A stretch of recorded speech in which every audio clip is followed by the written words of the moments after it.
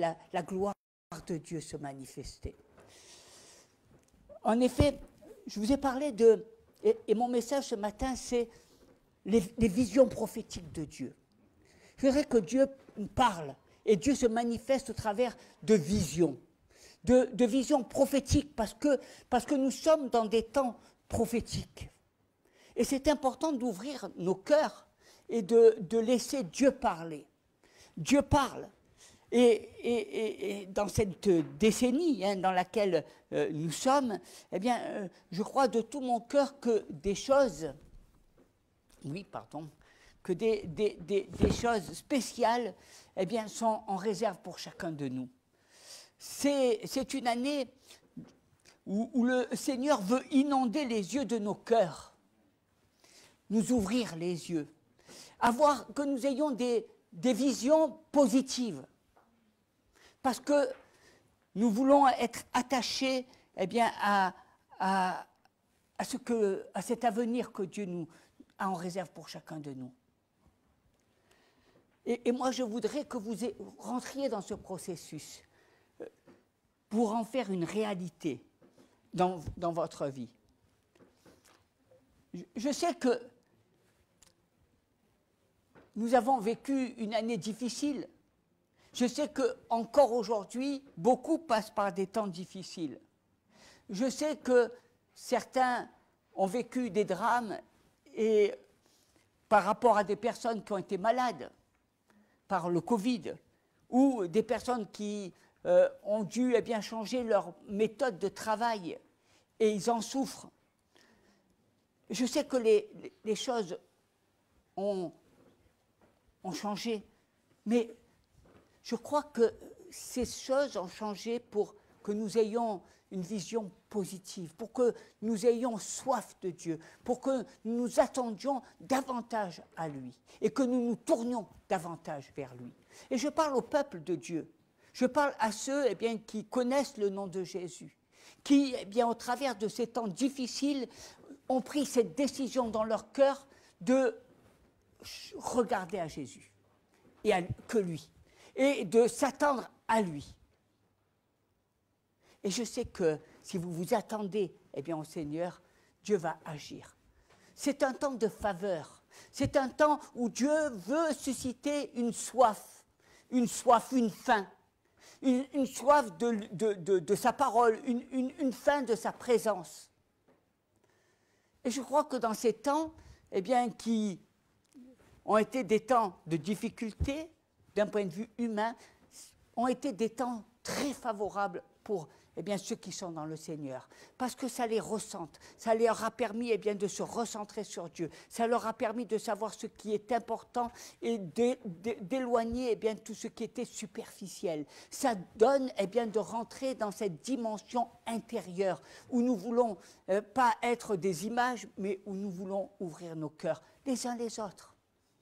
Une dimension de l'Église de Jésus, cette dimension qui nous appelle à aimer Dieu de tout notre cœur, mais cette dimension qui nous appelle à nous aimer les uns les autres, à nous faire confiance, à ouvrir notre cœur, à parler de choses qui nous sont personnelles, à rentrer dans cette dimension où nous ne sommes plus des étrangers, mais où nous devenons des amis.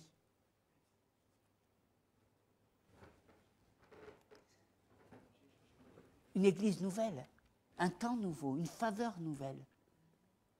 Et nous avons été conduits parce que nous avons été obligés, ou nous nous sommes sentis obligés de le faire. Mais aujourd'hui, nos regards ne sont plus les mêmes. Et quand nous nous voyons, nous n'avons plus les mêmes yeux et nous n'avons plus les mêmes pensées. Parce que jour après jour, nous tenons la main. Nous apprenons à vivre ensemble. Nous apprenons à voir l'autre comme étant plus grand. Nous apprenons à ce que cette définition à laquelle le Seigneur nous appelle et qui a été écrite dans le livre des Corinthiens depuis des années. Mais aujourd'hui, nous voulons vivre et nous vivons la parole. Et ça, c'est la dimension de Dieu. C'est quelque chose qui en ce moment, touche le cœur. Et je voudrais vraiment vous encourager à vous appuyer sur son amour. Parce que l'amour,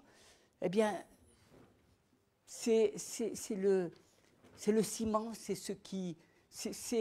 le tout accompli, c'est ce que Jésus a fait. Un amour parfait. Et les Écritures nous disent que Dieu travaille avec les temps et les saisons. Et c'est une saison particulière. Et je sais qu'il y a des moments et des saisons où le Seigneur fait quelque chose de spécial, parfois favorable pour nous, et nous voulons en être conscients et ne pas les manquer. C'est une saison qui s'ouvre devant nous. Une saison où nous pouvons rentrer dans cette dimension de Dieu. Une nouvelle saison de la faveur de Dieu. Parce que le peuple lève les mains vers le Seigneur. Parce que le peuple dit « Oh Dieu, tu es mon Dieu, j'ai faim et soif de toi. » Parce que le peuple de Dieu n'a pas peur de s'incliner et de se fléchir le genou devant Dieu et dire « Seigneur, je me mets à genoux devant ta face. » Et Dieu est bon. Dites-le à votre voisin, Dieu est bon. Vous savez, moi, s'il y a bien quelque chose que je voudrais vous faire comprendre, c'est la bonté de Dieu. Il y a l'amour, mais bon. Pourquoi je dis ça? Parce que vous avez tout autour des visions, de fois de catastrophes, de la fin des temps, où Dieu se met en colère, et on pourrait dire, oui, Dieu a de quoi se mettre en colère face à ce monde qui est dans la désobéissance, dans le péché. Mais Dieu est bon.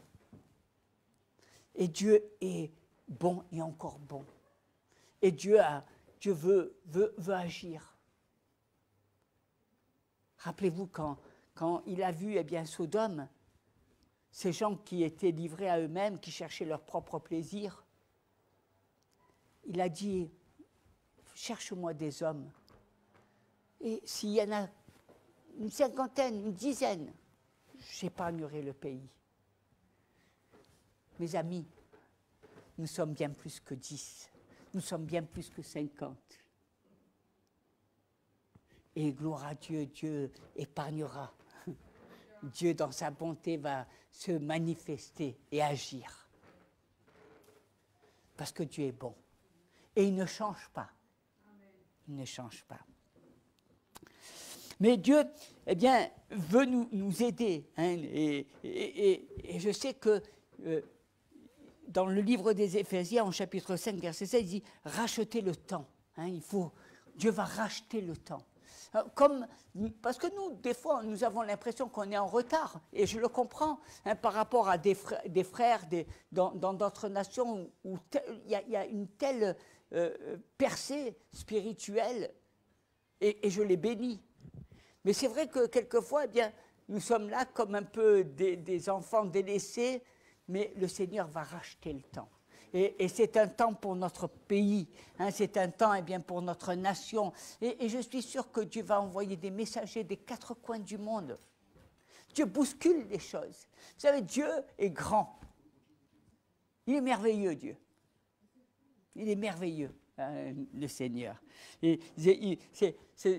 y a tellement de choses, mais je ne vais pas m'éloigner. Et puis, il dit, dans le prophète Joël, au chapitre 2, verset 25, restaurer les années que l'essaim des sauterelles a mangées. Il restaure. Il veut restaurer ton âme. On a besoin d'être restauré parce qu'on est tellement face à des découragements, face à des situations. Mais Dieu est un Dieu de restauration. Il prend soin de chacun de nous. Et si on regarde, vous découvrez tout au long de la Bible que Dieu a parlé à ses prophètes ou à des hommes, des femmes, et il leur a parlé comment? Par des songes, par des images. Il leur a donné une vision avant de réaliser les choses. Et c'est un temps aujourd'hui où Dieu veut parler, ou veut montrer. C'est un temps prophétique. Vous savez, pendant tout un temps, les prophètes se sont tus. Mais aujourd'hui, le Seigneur est en train de souffler un souffle nouveau. Parce qu'il veut montrer. Il y a beaucoup de choses qu'on ne sait pas. Il y a beaucoup de choses, on n'est pas Dieu. Mais on a besoin que Dieu nous ouvre les yeux. Et Dieu, tout le temps, eh bien, a montré des choses. Je l'ai dit pour Jésus lui-même.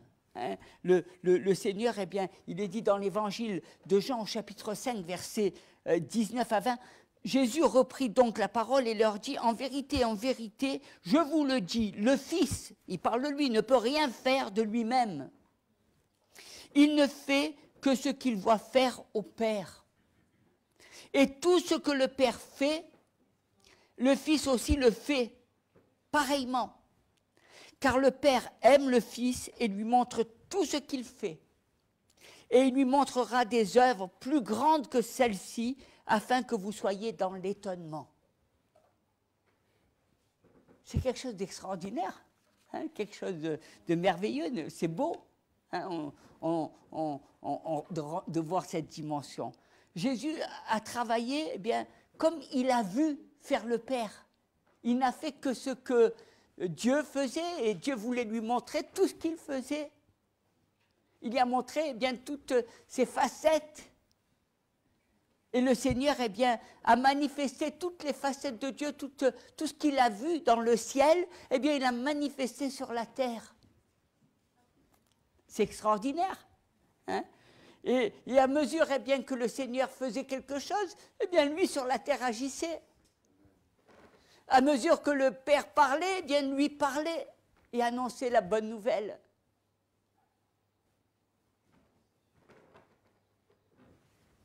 C'est extraordinaire. J'aimerais tant que le peuple, mon peuple, eh bien, sorte de cette dimension que des fois on a du mal à saisir parce qu'on se dit, mais est-ce possible? Je comprends, je peux comprendre que ça dépasse notre entendement. Mais Dieu nous a donné des yeux spirituels. Nous ne sommes pas des êtres animaux ou simplement dotés d'une raison. Dieu nous a donné des yeux spirituels où on peut voir les choses, où on peut comprendre, parce qu'on connaît la nature de Dieu. C'est encore plus fort que la connaissance de l'écriture, c'est la connaissance du cœur. Il y a beaucoup de gens qui connaissent les Écritures. Mais il y en a peu qui connaissent la connaissance du cœur. Le cœur. Moi, je connais. Moi, je connais le cœur. Je connais ma mère, je connais mon père, je connais ce qu'il y a dans leur cœur. Ça, c'est la connaissance du cœur. Je connais Dieu.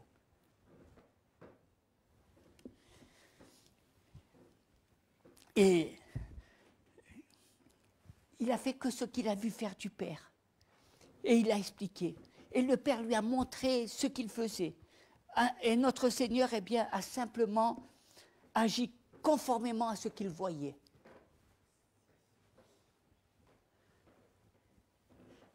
Et je crois vraiment que c'est temps que nous allons voir, c'est temps que nous allons vivre, cette dimension à laquelle le Seigneur nous appelle. Quand je parle de dimension prophétique, eh bien, c'est ce que Dieu va nous montrer. Et je vous invite à ouvrir vos cœurs, je vous invite à ouvrir vos entrailles, je vous invite à laisser eh bien, l'Esprit du Seigneur agir puissamment. N'empêchez pas Dieu d'agir dans vos vies. Parce que c'est pour le bien du corps de Christ. Parce que c'est ce que Dieu veut faire. Nous montrer une vision. Ramener sa vision. La vision de Dieu dans la famille. Parce qu'on voit bien combien les familles sont dispersées, séparées, souffrent. Et nous avons besoin d'une famille qui soit restaurée. Avec un père, une mère, des enfants qui obéissent et qui sont dans la joie. Avec un travail restauré parce que nous avons besoin eh bien, de nous ressaisir et d'avoir de l'amour pour notre travail. Des ministères restaurés qui servent Dieu parce que c'est un appel qu'ils ont eu de la part du Seigneur. Dieu est va restaurer sa vision sur ses enfants, sur ceux qui le connaissent. Et ça réjouit notre cœur.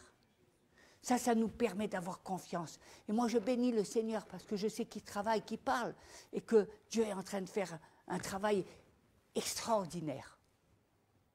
Extraordinaire parce que nous n'agissons plus en fonction de notre chair, en fonction de nos états d'âme, en fonction de nos colères, mais aujourd'hui, eh bien, les hommes et les femmes sont attentifs à ce que le Seigneur dit.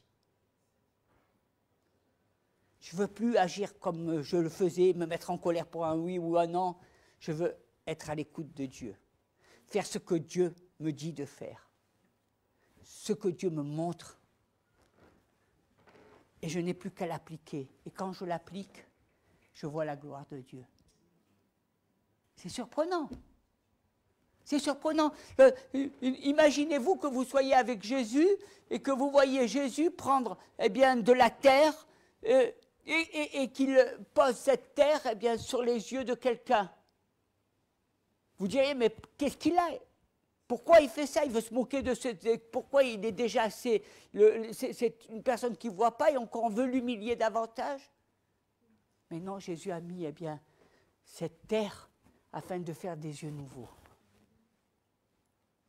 C'est une dimension différente. Ce n'est pas la sagesse des hommes, ce n'est pas la réflexion de la Bible sage.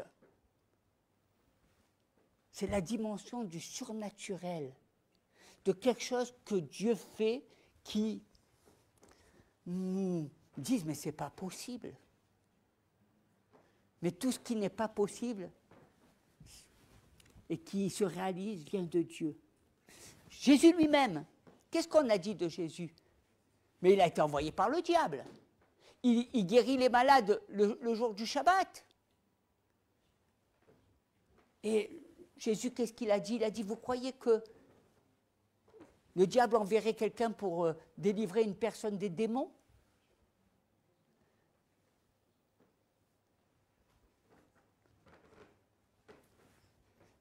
Aujourd'hui, l'Église est un petit peu comme ça. Il y a d'un côté ceux qui sont les pharisiens, avec les lois, les règles, et on aime les lois et les règles. C'est difficile la grâce. Et puis il y a ceux qui disent j'écouterai ce que dit Dieu. Ceux qui veulent rentrer dans sa présence, ceux qui se disent Seigneur, j'ai des choses à apprendre de toi. Je veux être à l'école de Dieu. Je veux pas agir avec mon intelligence, ma compréhension des choses, mais je veux rentrer dans cette dimension où c'est toi qui me montres ce que je dois faire. Et c'est cette dimension-là que le Seigneur veut nous donner. Et je crois que on a besoin d'avoir une vision. On a besoin, les gens pensent que dans leur vie ça ne va pas à cause de, alors peut-être il y en a qui disent moi j'ai pas assez d'argent, alors je ne peux pas faire ce que je veux. Il y en a qui disent je ne suis pas bien entouré dans ma vie, alors je peux pas bien être heureux. Il y en a qui disent toujours des choses comme ça, mais en fait, en réalité c'est que les personnes, il leur manque une vision. Ils ne savent pas où ils vont. Ils marchent dans des chemins troubles. Ils ne voient pas clair en eux-mêmes. Et on a besoin de voir clair en nous-mêmes. Et Dieu veut, qui est la lumière, qui nous éclaire, veut éclairer notre être intérieur. Il ne veut pas qu'on soit toujours éteint dans le noir ou qu'on marche à tâtons. Il veut éclairer tout ce qui est dans les ténèbres, tout ce qui est flou, pour que nous puissions voir tout distinctement. Et marcher dans la lumière. C'est pour ça que nous avons besoin de la vision de Dieu, de cette vision qui est claire, qui nous ouvre, qui font que, vous imaginez, regardez le monde aujourd'hui. Le monde a peur de tout. Le monde ne sait pas comment les choses vont agir. Les gens ont peur même de l'avenir. Ils n'ont pas confiance en l'avenir. On se dit, mais comment? Est-ce qu'on aura de retraite? Où on va aller? Qu'est-ce qu'on va faire? Etc. Qui est notre avenir? C'est le Seigneur. Et il a un avenir bon pour chacun de nous. Il n'a pas un avenir mauvais, il a un bon avenir. Il a beaucoup de choses en réserve pour ses enfants. Ses bontés se renouvellent chaque matin.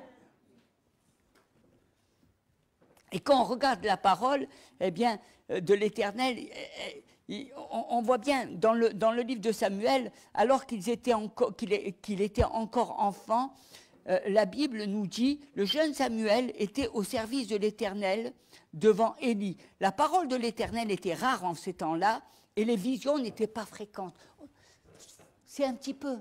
Vous voyez, quand on ne laisse pas l'Esprit de Dieu, quand on bloque le Saint-Esprit, Dieu se tait.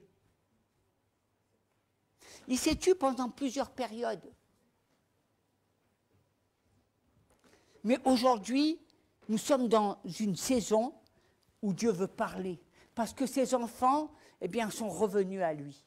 Parce que ceux qui portaient le nom de Jésus, eh bien, ont quitté leur orgueil, leur étiquette, leur image, pour s'abaisser vers lui et dire, Seigneur, en définitive, il n'y a que toi qui es Dieu.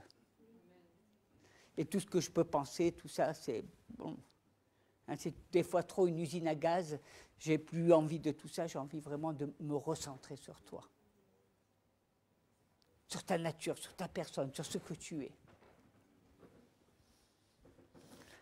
Et c'est vrai que quand il n'y a pas de vision, ben, c'est triste. Même la Bible le dit dans le livre des Proverbes, quand il n'y a pas de révélation, le peuple fait ce il fait n'importe quoi. Quand on n'a pas la révélation de Jésus, quand on n'a pas la vision de Dieu, on fait comme les autres. On est comme le monde. Des fois, on dit, mais les chrétiens, qu'est-ce qui les différencie? Ils sont comme le monde. Pourquoi? Parce qu'ils n'ont plus la vision. Ils n'ont plus la vision de la famille, ils n'ont plus la vision du travail, ils n'ont plus la vision de Dieu. Parce que même là, ils ne voient pas ce que Dieu va faire.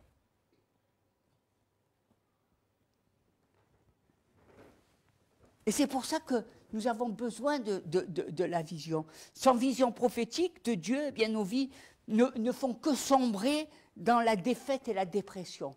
Et c'est pour ça que beaucoup de personnes eh bien, sont dépressives parce qu'ils ne voient pas.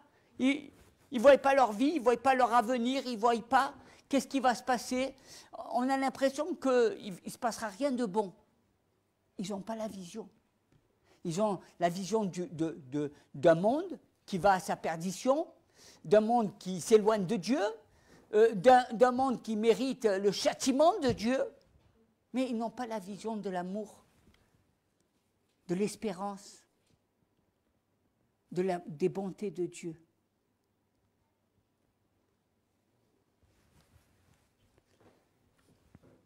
Sans vision de Dieu, eh bien, nous voyons aucune direction ou but et nous n'avons aucun espoir. Hein, ou attendre positif. Et c'est pour ça que les gens sont pessimistes souvent. Et j'ai rencontré beaucoup de chrétiens qui étaient comme ça, qui avaient une vision eh bien, triste. Et je crois que Dieu est un Dieu qui parle et qui veut nous manifester, nous montrer. Souvent, les gens, ils se prennent trop la grosse tête, ils pensent que tout savoir, mais en fait, à l'école de Dieu, eh bien, on a tout à apprendre. Et nous sommes dans une saison où nous avons besoin d'apprendre de Dieu. Nous avons besoin de dire, Seigneur, parle-moi, montre-moi, dis-moi la direction, montre-moi que je sois. C'est pour ça que c'est des temps eh bien, de prière. Vous imaginez, avant, quand les gens priaient, ils priaient toujours pour quelqu'un qui était malade ou pour quelqu'un qui... Mais ils ne priaient jamais pour eux. Aujourd'hui, les gens ont pris conscience que c'était important de prier pour soi. Je prie, Seigneur, pour avoir eh bien, plus de sagesse dans ma vie. Je prie, Seigneur, eh bien, pour que tu me parles, que je m'approche davantage, que j'obéisse à ta voix, que je ne sois pas toujours désobéissant. Je prie, Seigneur, pour avoir davantage d'humilité parce que je ne veux pas eh bien, chercher ma propre gloire. Il y a quelque chose eh bien, qui a changé. Aujourd'hui, le monde a soif. Hein, il a soif de Dieu. Et je crois que le Seigneur est en train de faire des grandes choses. Et c'est important. est-ce que vous avez perdu cette vision? Et si vous avez perdu cette vision, eh bien le Seigneur va agir. La vision, cette vision, eh bien dans votre vie, cette espérance, hein, ce que Dieu va faire. Hein, peu importe si vous avez commis des erreurs, peu importe ce que vous avez fait, Dieu vous ramène. C'est le Dieu de la restauration. Il nous ramène, hein, et on va le laisser parler, et on va lui laisser agir. Et le Seigneur, l'Esprit de Dieu, eh bien, va se manifester. Moi, je suis émerveillé de voir comment Dieu agit, comment Dieu fait. Parce que c'est ce qu'il a fait à Abraham. Vous imaginez, Abraham, eh bien, il s'est retrouvé dans la même situation. Dieu, il était là, et Dieu a envoyé ses anges, et il y a parlé. Et qu'est-ce qu'il a fait? Il a dit, viens, Abraham. Il a transporté en esprit. Alléluia. Vous imaginez, il a transporté en esprit Abraham. Et il lui a montré, regarde, ce pays-là, le nord, l'est, l'ouest, tout ça. Eh bien, je te le donne. Qu'est-ce qu'il lui a dit à Abraham? Il a dit, Dieu, tu es gentil, c'est bien, hein, mais je ne suis pas content, moi. Je n'ai même pas de fils. Je suis vieux, ma femme elle est stérile, et tu me montres tout ça et tu me dis que ça va être à moi. Oui, ça sera eh bien, la descendance de mon serviteur. Qu'est-ce qu'il a fait, Dieu? Il a dit, attends, viens, on va te ramener. Il a ramené, et il a dit, regarde, là, à droite, à gauche, au nord, au sud, tout ça, ça sera à toi. Et à ta postérité. Et là, Abraham, il a compris. Tout à l'heure, quand notre frère, il a dit « Père », eh bien, Abraham, il a vu en esprit, il a vu ton visage qui disait « Papa ». Il a vu toutes ces personnes-là dans tout le monde, des visages d'enfants qui lui criaient « Père, Père, Père, mon Père ». La vision de Dieu, elle te donne de rentrer dans cette dimension. Elle te donne eh bien, de savoir où tu vas, qu'est-ce que tu fais. Elle te donne eh bien, de marcher dans la vérité. La vision de Dieu, elle t'enlève tous les découragements que tu peux avoir. Elle surpasse eh bien, tes doutes, ton incrédulité, tout ce qui te bloque. Tout ce qui te bloque. Et combien de choses, combien de fois il y a des choses qui te bloquent dans la vie, qui t'empêchent d'avancer, qui t'empêchent de voir la gloire de Dieu, la bonté de l'Éternel. Combien de fois tu es... Bien, tout ça... Ah, ça fait de l'oxygène, hein. D'un seul coup, on se sent plus léger. Parce que tu n'as plus ces balles de tête, tu n'as plus ces trucs, ces angoisses, tu n'as plus... Dieu te montre. Il te montre. Et Dieu a agi. Tout le temps, il fait comme ça. Il montre. Et nous avons besoin, mes frères et sœurs, d'être à genoux devant le Seigneur et de dire, montre-nous. Je veux voir. Moi, je veux voir. Je suis peut-être votre pasteur, peu importe, mais je suis eh bien quelqu'un qui cherche Dieu avant tout. Je veux qu'il me montre les choses. Et s'il le montre à mon frère ou à ma sœur, je suis content. Je ne cherche pas, moi, que ce soit moi qui montre. C'est qu'il cherche simplement qu'il montre au peuple.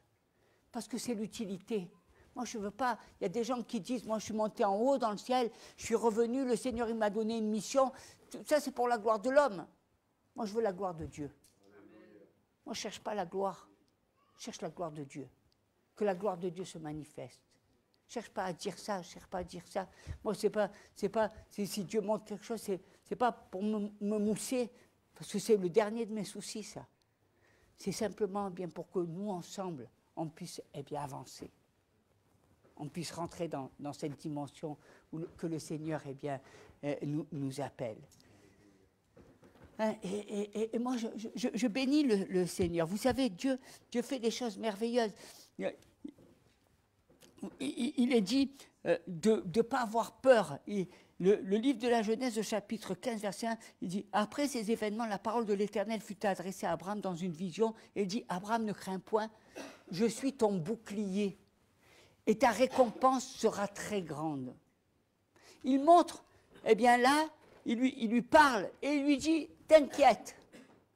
Abraham, il s'était battu, il avait des batailles dans la vie, il ne savait pas comment les choses allaient se passer, peut-être qu'il allait avoir des soulèvements, etc. Il a dit, je suis ton bouclier, je te protège. Et ta récompense sera grande. La récompense de Dieu, elle est toujours grande.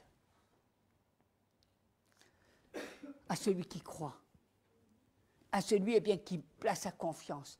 Il y a tellement de choses aujourd'hui qui sont là pour te décourager, pour t'empêcher, pour t'aveugler, que finalement, c'est difficile de voir clair et de voir la vision de Dieu. Et bien souvent, quand tu as la vision de Dieu, tu es là en train d'être dans le doute, en train de dire est-ce que je ne me suis pas trompé, est-ce que c'est une erreur? Non. Il arrive le temps où Dieu, quand il parle, il parle. Et il parle même aux enfants. Il parle même, il te parlera. Est-ce que tu as soif? Est-ce que tu veux? Est-ce que tu attends? Quand on a le cœur et qu'on veut quelque chose, Dieu nous l'accorde. Quand tu es avec un cœur sincère et que tu dis, Seigneur, je veux entendre, je veux que tu me parles, je veux que... Eh bien, Dieu va agir. Il est ton bouclier, il est celui qui te protège, il est celui qui te garde, il est celui, parce que tu lui as fait confiance, tu as mis ta confiance en lui. Et face à toutes les adversités, le Seigneur te garde. Dans le prophète Habakkuk, il est dit... Car c'est une prophétie dans les temps et déjà fixée, elle marche vers son terme et elle ne mentira pas. Si elle tarde, attends-la. Car elle s'accomplira et elle s'accomplira certainement. Ce que dit Dieu, il l'accomplit. Et nous devons nous attendre à ce que dit Dieu. Nous devons nous attendre. Parce que Dieu a quelque chose de formidable en ce moment. Il y a des choses qui sont... Dieu est un Dieu de révélation et il nous montre combien ses bontés se manifestent et il nous montre les choses. Comment il va agir dans les temps. Déjà, on parle souvent des 144 000 personnes juives qui sont... Mais ils sont déjà là. Ils sont dans le monde. Vous avez plus de 144 000 juifs qui connaissent Jésus, qui vont agir. Il y a un temps où les nations se tourneront contre le peuple juif, mais pendant tout ce temps, tous vont reconnaître Jésus. Et il y aura le retour, où tous seront sauvés. Et Dieu aura un cœur de gloire, parce qu'il y a des millions de personnes qui seront juives, qui vont reconnaître Jésus. Et c'est l'accomplissement de la prophétie. Le Seigneur a permis que le païen puisse venir à Jésus. Mais il arrivera la prophétie où le juif reconnaîtra Jésus. Et c'est là qu'il y aura le retour de Jésus.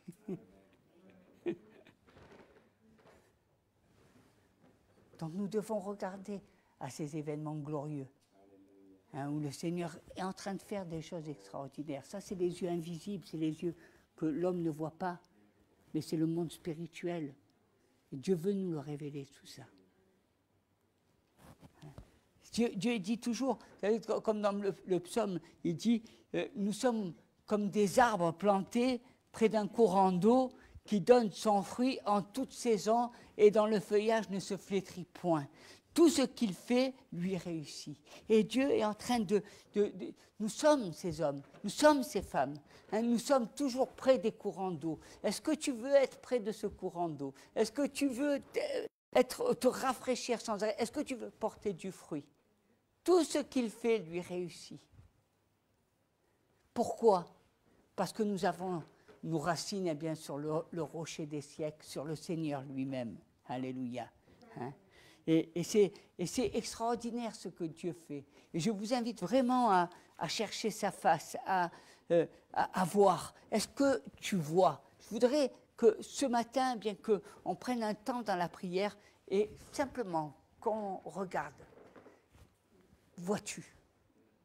Est-ce que tu vois ce que Dieu veut te faire voir? Et si tu ne les vois pas, si tu vois tes découragements, je sais qu'il y en a. Je sais que les circonstances sont pénibles. Je sais que des fois, le malin ne reste pas les bras croisés. Mais je veux que ce matin, eh bien, tu es dans la maison de Dieu. Je veux que tu vois ce que Dieu veut te faire voir. Je ne veux pas que tu vois simplement à tes problèmes, mais je veux que tu te tournes vers lui parce que c'est lui qui va agir. C'est lui qui manifeste ses bontés. C'est lui qui manifeste sa faveur. C'est un temps. Tu verras que tout ça sera derrière toi. On va en parler pendant des années, mais c'est un temps aussi où Dieu va agir. Et c'est un temps où Dieu va ouvrir les yeux eh bien, de tous ceux qui sont fermés, toutes ces personnes eh bien, qui ont rejeté Dieu. Alors on va prier. Je voudrais que vous mettiez votre main et qu'on prie et que vous puissiez chercher la face de Dieu. Alléluia, Jésus. Seigneur, tu vois tes enfants et Seigneur, eh bien, que ces temps, et tu l'as dit, Seigneur, dans ta parole, que tu vas montrer eh bien, ces visions prophétiques.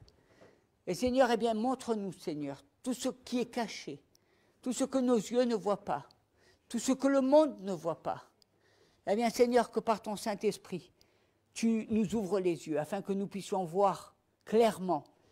Parce que, Seigneur, quand toi tu as été ressuscité des morts, eh bien, tu nous as installés dans ce ciel de gloire. Nous sommes ressuscités avec toi. Et Seigneur, eh bien, nous ne voulons pas voir avec nos yeux de la chair, mais nous voulons ouvrir nos yeux spirituels afin que nous puissions voir, entendre, que nous puissions comprendre, que, Seigneur, eh bien, tes écritures se révèlent, prennent vie, prennent corps. Tu nous parles par des visions, tu nous parles par des images. Seigneur, manifeste-toi par des songes. Seigneur, manifeste-toi pleinement, que ton esprit soit libéré, que le Saint-Esprit soit libéré dans le corps de Christ, que nous laissons eh bien, l'Esprit de Dieu agir, que le Saint-Esprit nous montre pleinement eh bien, sa vision, afin que nous puissions restaurer la vision de Dieu dans notre vie, dans notre famille, dans notre espérance. Parce que Seigneur, toi, tu es le Dieu de l'espérance, tu es le Dieu de l'avenir, tu es le Dieu du futur, tu es le Dieu du présent, mais tu es celui qui a un avenir meilleur pour chacun de nous. Tu es le Dieu eh bien, qui agit puissamment. Nous sommes cette race que tu t'es choisie. Nous sommes ces hommes et ces femmes que tu as élus. Merci Seigneur pour cette génération que tu as choisie, afin qu'elle soit eh bien, éclairée par ton Saint-Esprit, que tu lui révèles, Seigneur, tes plans, tes images, afin que comme Jésus, eh bien, nous puissions faire, agir, nous comporter. Nous ne voulons plus faire les choses par habitude. Nous ne voulons plus faire les choses parce que c'est comme ça. Nous voulons eh bien, agir parce que tu nous l'as montré. Que ton esprit, Seigneur, nous montre, Seigneur, eh bien, les choses cachées. Que ton esprit eh bien, nous montre et que nous puissions eh bien, prier et agir afin que celui qui est malade eh bien, ou qui a une tumeur eh bien, soit complètement guéri.